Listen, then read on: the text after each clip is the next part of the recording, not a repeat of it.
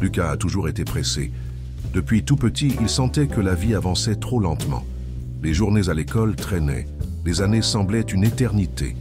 Aujourd'hui adulte, il travaillait sans relâche, mais se sentait toujours coincé dans le temps, attendant le moment où tout prendrait enfin un sens. C'est par une nuit froide, en rentrant du travail, qu'il découvrit la boutique. Un petit antiquaire qu'il n'avait jamais remarqué auparavant, coincé entre deux grands immeubles. L'enseigne éteinte oscillait dans le vent. Quelque chose l'attira à l'intérieur.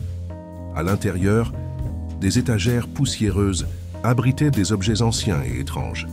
Derrière le comptoir, un vieil homme au regard profond tenait une montre de poche dorée. Il sourit en voyant Lucas. « Cette montre ne mesure pas le temps. Elle l'accélère, » dit le vieil homme, en poussant l'objet vers lui. Lucas rit pensant à une blague, mais l'homme resta sérieux. Avec une simple rotation, tu peux faire avancer le temps comme tu veux. Sauter les moments ennuyeux, éviter les attentes, atteindre plus vite l'avenir. Lucas hésita. C'était absurde. Mais, sans vraiment comprendre pourquoi sa main tenait déjà la montre. Combien ça coûte? Le vieil homme sourit. Le prix, ce n'est pas de l'argent. Le temps que tu accélères, tu ne pourras jamais le récupérer. Lucas ne réfléchit pas longtemps. Après tout, c'est qui veut perdre du temps? Il fit tourner la montre pour la première fois. Le monde autour de lui trembla. Les gens bougeaient comme des ombres floues. Le temps avançait réellement, et il avait le pouvoir de le contrôler. Au début, Lucas s'amusait avec la montre. La file à la banque, un tour de cadran et il était déjà au guichet. Les embouteillages interminables, un clic et il était chez lui. Les réunions interminables, disparues en quelques secondes. Il se sentait puissant. Pour la première fois, il n'était plus prisonnier de la lenteur du monde. Il pouvait choisir ce qu'il voulait vivre. Avec le temps, il devint plus audacieux. Il sauta une semaine pour éviter un projet difficile au travail. Il fit passer un mois entier pour ne pas vivre la rupture d'une relation qu'il savait vouée à l'échec. Quand sa mère l'appela pour demander de l'aide avec une broutille, il tourna la montre pour éviter la conversation, et le temps continua de filer. Les jours devinrent flous, les semaines s'évanouirent en secondes. Lucas était toujours en avance, toujours pressé, toujours en train de fuir les instants. Mais il ne réalisait pas ce qu'il était réellement en train de perdre. Jusqu'à ce qu'un soir, en se regardant dans le miroir, un frisson lui parcourt l'échine. Son visage semblait différent, un peu plus fatigué. De petites rides qu'il ne se souvenait pas avoir vues auparavant. Quelque chose clochait. Il prit la montre et remarqua pour la première fois ce à quoi il n'avait jamais pensé à vérifier. Les aiguilles, du temps avançait, oui, mais sa vie aussi. Il n'accélérait pas seulement le monde, il accélérait sa propre existence. Chaque instant sauté ne reviendrait jamais. La panique monta en lui, et soudain, la montre, qui avait toujours été sous son contrôle, se mit à trembler dans sa main. Et les aiguilles commencèrent à bouger toutes seules. Lucas tenta de retenir la montre, mais ses doigts tremblaient. Les aiguilles tournèrent d'elles-mêmes, bien trop vite pour qu'il puisse comprendre. Le monde autour de lui commença à changer sous ses yeux. Il cligna des yeux, et soudain, il se retrouva au milieu d'une fête qu'il ne se souvenait pas avoir organisée. Il cligna à nouveau, et il était au travail, entouré de collègues visiblement plus âgés. Une autre fois, et il se tenait à un enterrement, dans le cercueil ouvert, le visage paisible de sa mère. Le désespoir l'envahit. Il ne savait pas comment il était arrivé là. Combien d'années avaient passé? Il essaya de crier, mais personne ne semblait l'entendre. La montre brûlait maintenant dans sa main. Il tenta de faire tourner les aiguilles en arrière, mais elles refusaient de bouger. Le temps avançait, et il n'avait plus aucun contrôle. Il courut jusqu'à un miroir, et le reflet qu'il y vit lui glaça le sang. Des rides profondes marquaient son visage. Des mèches blanches parsemaient ses cheveux. Son regard était vide, comme s'il avait vécu sans jamais vraiment être là.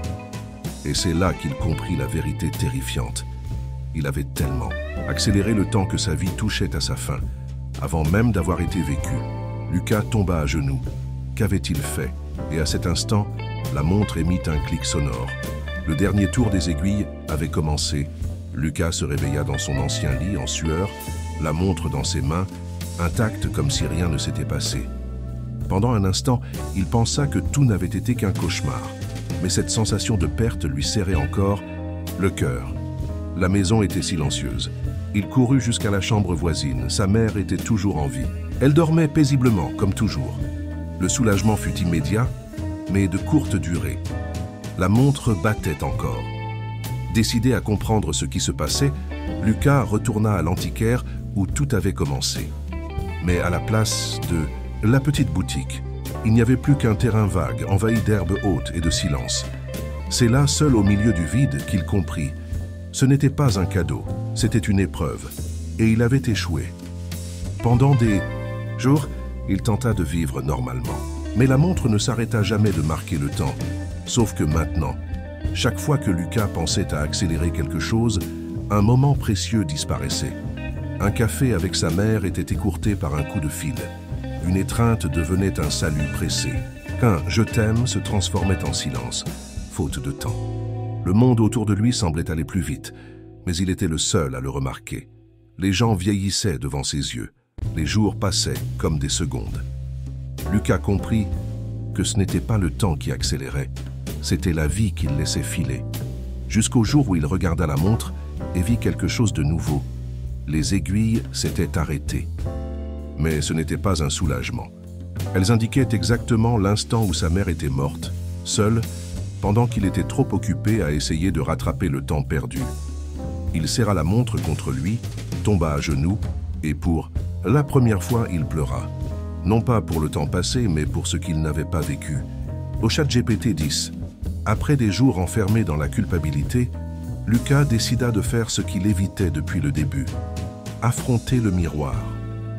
Le reflet qu'il vit n'était pas seulement celui d'un homme fatigué. C'était celui de quelqu'un qui, en essayant de maîtriser le temps, avait oublié de le vivre. Ses yeux étaient plus creux. Les rides qui marquaient son visage semblaient raconter chaque décision précipitée. Mais il y avait quelque chose de plus dans ce reflet. Quelque chose qui n'y était pas avant. Le vieux horloger. Oui, il était là dans le miroir, debout derrière Lucas, comme s'il avait attendu ce moment. Lucas se retourna. La pièce était vide. Les mains tremblantes, il saisit la montre une dernière fois. Les aiguilles étaient immobiles. Mais désormais, une inscription au dos brillait d'un rouge vif. « Tu as un dernier choix. » La lumière de la chambre vacilla. Un bruit sourd résonna, comme le coup d'un marteau. Lucas cligna des yeux et se retrouva devant l'antiquaire, de nouveau âgé de 17 ans. La porte était entr'ouverte. Le monde semblait intact. Cette fois, il entra. Le vieux horloger l'attendait, comme s'il avait toujours su que Lucas reviendrait. « Maintenant que tu connais le prix, veux-tu toujours accélérer le temps ?» Lucas regarda la montre posée sur la table. Elle battait, tentatrice comme avant. Mais au lieu de la prendre, il posa une main sur sa poitrine, respira profondément et dit « Non, je veux vivre chaque seconde, avec toutes les erreurs, les réussites, la douleur et la beauté que le temps apporte. Je ne négocierai plus cela. » Le vieil homme sourit pour la première fois, qu'un sourire empli de mélancolie et de soulagement. « Alors tu as enfin compris. » En un clin d'œil, la montre disparut. Lucas rentra chez lui. Mais cette fois, il voyait tout autrement. Le café chaud, l'odeur de la pluie, le sourire de sa mère. Plus rien n'était ordinaire. Chaque instant était un cadeau. Et cette nuit-là, alors que le monde dormait et que le temps suivait son cours naturel, Lucas écrivit dans son journal « Le plus grand piège n'était pas la montre. C'était de croire que le temps était mon ennemi. Aujourd'hui, il est devenu mon maître.